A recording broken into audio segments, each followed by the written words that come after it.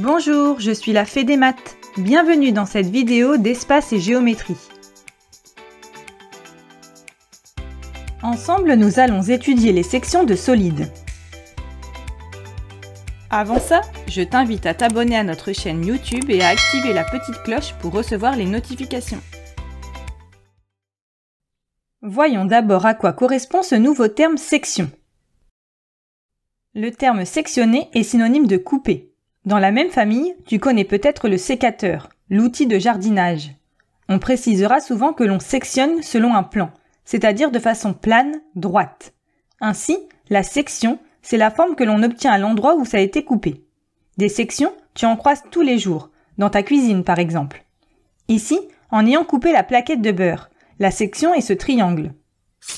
Ou là, en coupant une tranche de pain, la section est cette forme. Ou encore, en préparant des légumes. Ici, la section est de forme ovale.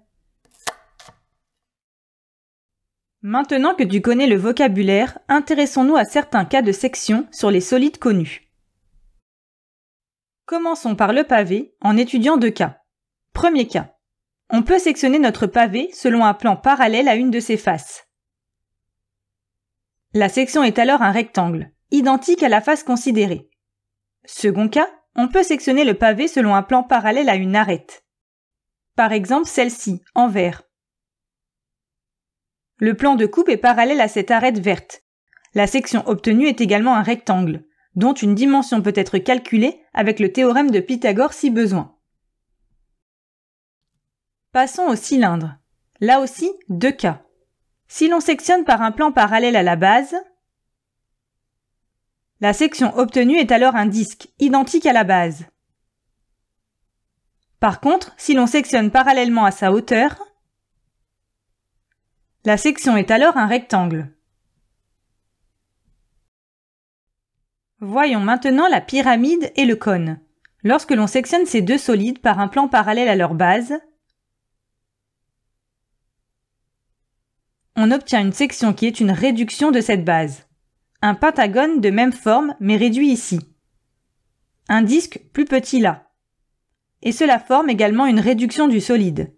La pyramide réduite ici et le cône réduit là. Il existe donc un coefficient de réduction, K, inférieur à 1. Lors de cette réduction, toutes les longueurs sont multipliées par K, les aires sont multipliées par K au carré et les volumes par K au cube. Pour finir, intéressons-nous à la sphère.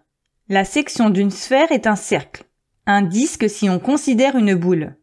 Et cela forme toujours un angle droit, ici. Et on aura donc un triangle rectangle.